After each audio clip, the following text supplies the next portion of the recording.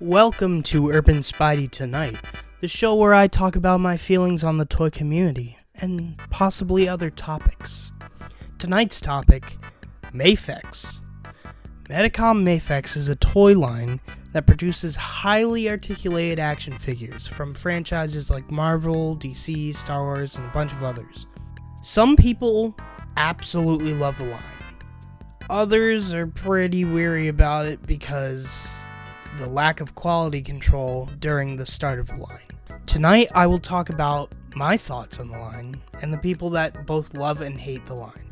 My feelings toward mah-fex are pretty complicated. I have a massive respect for how far the line has come, especially with the trouble they had at the beginning, but I'm also pretty hesitant to order any mah-fex figures. Personally, I have had bad experience with most mah-fex figures that I've bought. Whether it's a loose joint or a piece that breaks off with just normal movement, it's a pretty consistent problem for me. My first mah-fex figures were Batman and Superman from Batman v Superman: Dawn of Justice.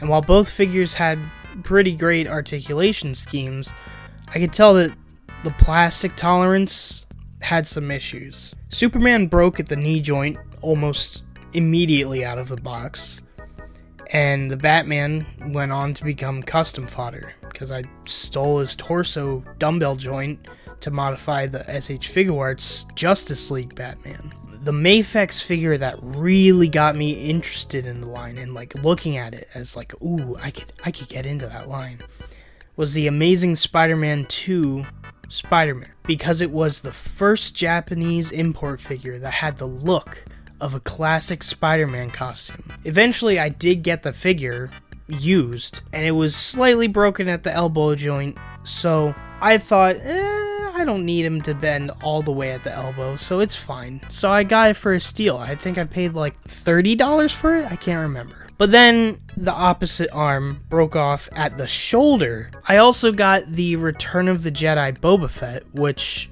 was insanely loose at every single joint, to the point where it couldn't even stand straight up without a support stand. And then the shoulder pad just fell off one day. I still haven't found it. After that experience, I swore I would never buy another mah-fex figure. A couple years went by, and while I had sworn off mah-fex, many of the people I talked to within the toy community had been keeping up with the most mah-fex releases and constantly telling me how much they've improved in that short amount of time. I still refused to buy another mah-fex. And then they had to go and make the classic looking 90s inspired Spider-Man figure of my dreams. It wasn't a movie figure, it was a comic book figure with the articulation style that I prefer. So of course I bought it. How could I not buy what I thought could potentially be the best Spider-Man figure ever made? And when I got it, I was pleasantly surprised to find out that it was genuinely really good. Not perfect, but definitely the best Spider-Man figure made so far. And I still hold that opinion. There was one small problem though.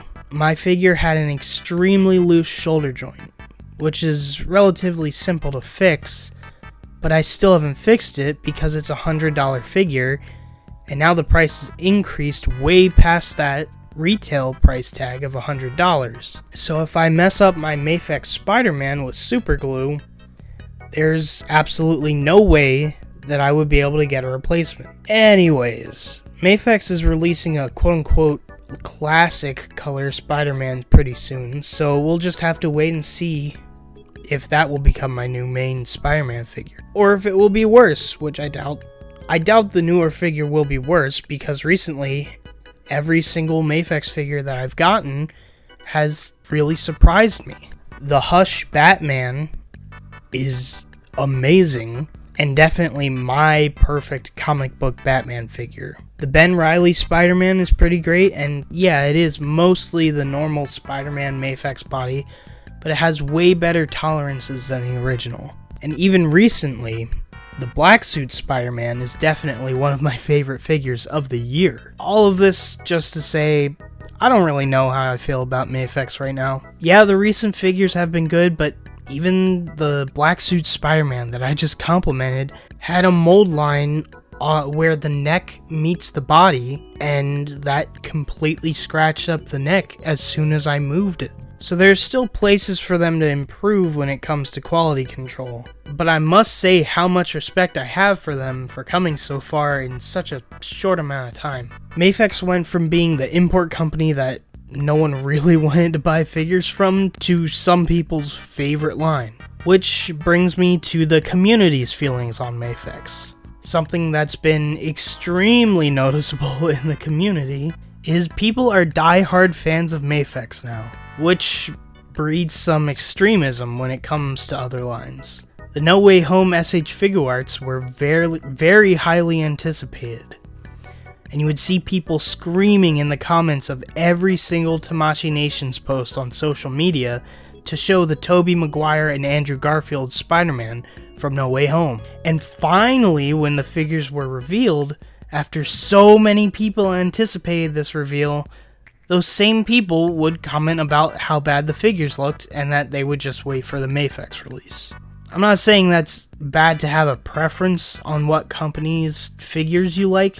I'm a massive SH figure arts simp, and I don't hide it at all. But when you start to harass companies on their social media, it starts getting a little weird. It is fair to compare the figures since they will most likely both be around the same price range, but to comment on how you'll wait for the Mafex release when you've been crying to Bandai to show their figures is just pretty toxic behavior. And while there are people that love this line, there are also people that still hate Mafex because of their past releases and refuse to buy the newer releases. This is also toxic behavior. At the end of the day, it's just toys. There's no reason to be so toxic to other people when you're talking about what figures people prefer. Just have a civil discussion about your action figure preferences.